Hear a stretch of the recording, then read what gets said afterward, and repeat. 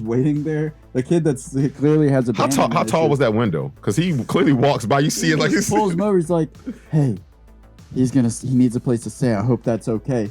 What the fuck is the wife gonna say at that point? No. You want me to go or you me? You talk. You take it first. Okay. All right. Okay. I have here. Pollux always freaked me out way more than Castor as the villain of the film. I concur. And I wanted Pollux is the sweetest death because he is such a little fucker. Like, such a bitch. When he's walking out of the prison, he's like, when Nicolas Cage or John, he's like, I'm going home or whatever. Bye, bro. Fuck you, man. He is such a little prick. When he fell through that glass and died at the end, oh yeah. I mean, they were the, and what I'll do is, I mean, you're doing so good. I'm just going to riff off you. Everything you say, I'm going to just tell you how I feel about it, because I do agree with you. He was the more diabolical one. He was the one that you like. He built the bomb. Correct. And I also thought a loose connection was that his strings were always untied and his brother tied them for him because there was always no loose strings. And you notice what his brother did after he died. He tied his shoestring. Even in death, he was still tying up the loose string. Which I feel like that was just one of those moments where John Travolta was like, "Oh, I got an idea here, John Woo. I got an idea here." Oh, like he did in the People versus O.J. Simpson. He was like, "I'm gonna go try on the glove." Yeah, this is gonna be some serious, dramatic, Oscar-worthy. But I did like development. it. Yeah, I did like it. You know what? That was just as overly done. If that's the case, he was also the one that's like, "Hey, my scar. I want that scar." It's the same way. Oh my gosh. Yeah, that was. I'm gonna start doing that shit. That was Jesus, man. I can't say that. Okay, in 24 minutes, nearly 25 minutes into the film, we get the ultimate in mansplaining. Explain. I will mansplain. Hollis is merely offering a vague preface for like what is happening, as far as like when she says, you know, we're gonna take your face and put it on his face, and vice versa. And of course, I have no idea what you're talking about. Archer has no idea what the fuck she's talking about because she just merely offered a vague preface to what she's about to because explain. That doctor walked in out of nowhere like, I got it. Oh yeah, I can explain. Let me try. Malcolm Walsh. It's like, bitch, she was about to do that. She was setting herself up, and then you came in and just stole the ball. But in fairness, he identified that he is a doctor. You're gonna let somebody explain. He was probably like, "This bitch is fucking this off. She's from the five," because he probably tried to explain it to her before, and like she's gonna mess it up again. Well, but what kills me about that, and I'm not. It's not one of my scenes, so I'm just gonna talk about it because you brought it. We were talking. But what kills me about it, he was like, "So you mean to tell me, I got a lot of everybody I love. I got to go back and do this. I'll do it." Like, yeah, you don't need more time to think about that, John. Yeah. John boy. Oh, and they set it up perfectly. This was like the worst nightmare scenario, and all the chips were put in place for it to play out. Like the fact that this is a black ops operation, like nobody can know what we're doing here. Strictly off the books. Only the people in this room know, and then sure enough, they all fucking die. For nobody to know, Castor Troy people found that place pretty quick, and the doctor. They found a lot of stuff. Yeah. They found videotape. Yeah. They found everything. Like, you mean by no one. Okay, I got you. Yes, good job, sir. Thank you. Thank you. Yeah, and that actually, right there. The worst case of stolen identity. It doesn't get. The man kills your son, steals your face, fucks your wife. I mean, what else do you want? You know what that reminds me of? The campaign when Will Ferrell was like, "I'm gonna fuck his wife." You can't do that. Yeah. I'm gonna you buy my son ice cream. You give him to call you dad. I fuck your wife. I'm gonna fuck his wife, and I'm gonna put it on television. Hold on here. I got something else here. What? You have a lot of colors. I'm sorry. I don't want to offend you. Okay. What's that BB? Being black? What the fuck is going on in your notebook? Don't look at it. Don't worry about it. It's for me to know. All right. Okay. 3. Okay. Archer's. Sure. Count it down. You should have gave me your ring. Okay. I keep seeing dick. Thank you. Jesus. Yes. But apparently, Eve was not seeing dick. Eve doesn't notice dick at all. because you could change. I'm gonna stop you right there. Stop me. It's face off, not body off. I don't care because she fucked Sean Archer. No, I get what you're saying. Their dicks were different. I do get what yeah, because their face was off. Yeah, a dick difference. She knew. She had to know. She knew. Oh yeah, she knew. She was trying to get some strange, and then not. And that's not why she was so upset when she was like, "Don't tell me this." Like, I've lived with him as his wife for a week. Can I get one more week? Can I? Yeah. That's why she was so upset. Like, you couldn't wait till 2 weeks to escape. Oh, that's a good segue. So this is what I wrote here. The wife is fucked. Literally. Yeah, she lost her son. She gets fucked by the guy who killed her son. She makes out with her husband as the guy who killed her son. She watches her husband share an intimate moment with Gershon that, like, how she's just sitting there in the cut, like a third wheel. No, she felt guilty. She was like, I laid on top of his dick.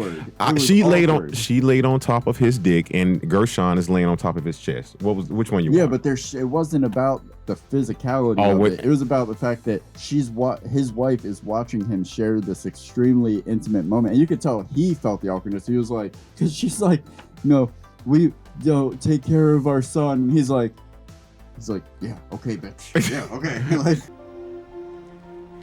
Yeah. You have to fucking die already. Get this moment over with. My wife is right there.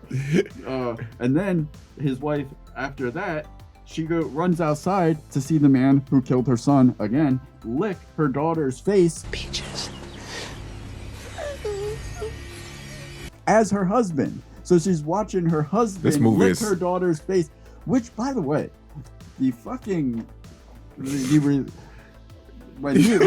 when Sean Archer, when Nicolas Cage as Sean Archer, when Castor Troy walks in as John Travolta and sees his daughter for the first time, it's like, ooh, the plot thickens. That was so awkward. Yeah, to watch, but Daddy's got a brand new bag. Mommy and Daddy. Ow!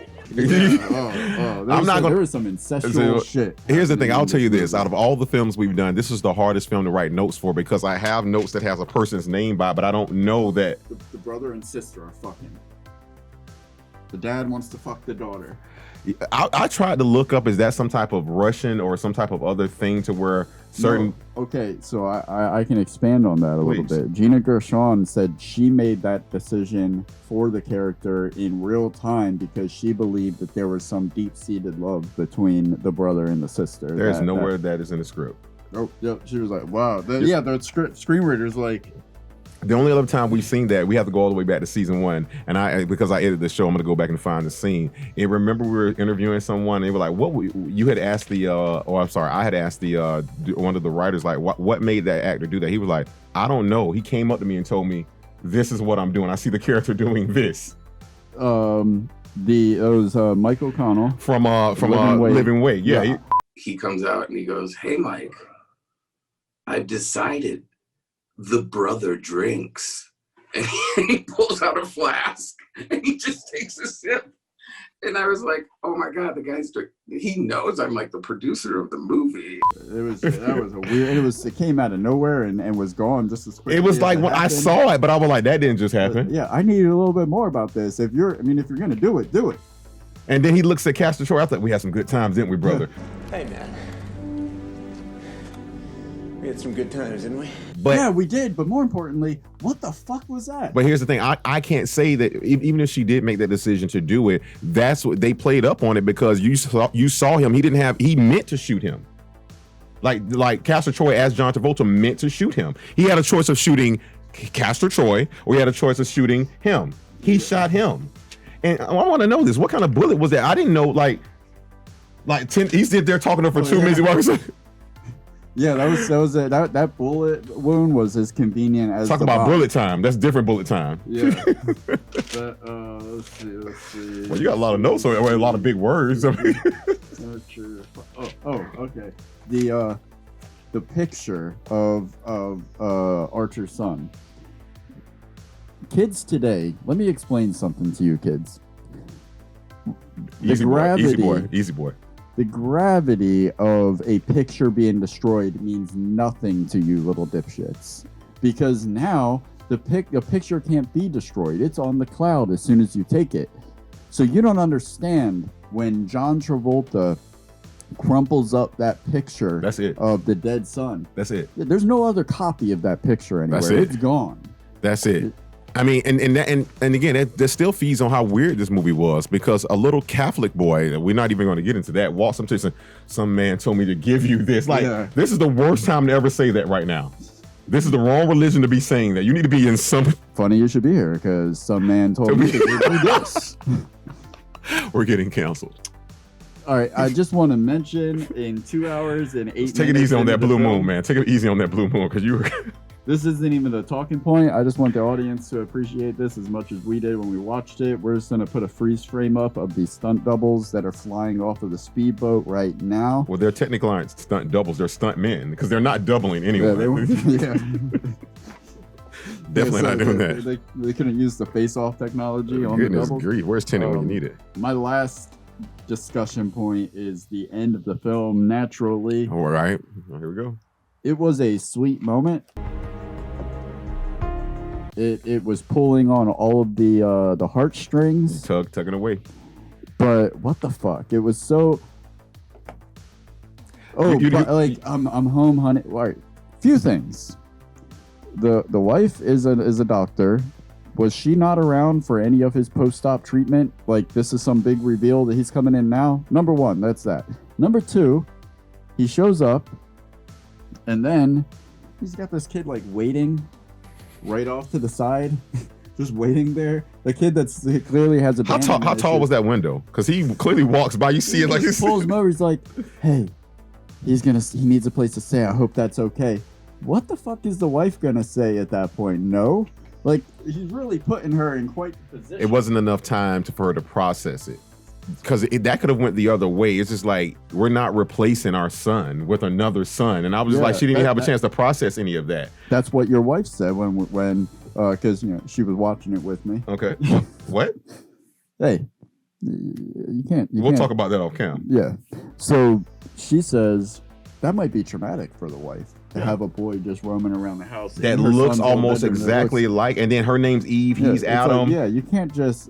Your boy had a specific personality. You can't just replace him with a lookalike. You can't face off your child. Yeah, and that's complete. Yeah. And the fucked up thing about the ending is that John Woo had a better ending that he shot and was going to play. Really? But the studios fought against it. The original ending was going to be a little bit more ominous, set it up a little bit easier for a sequel if they wanted to go that route. It was going to show John Travolta walk in. He's like hugging his wife.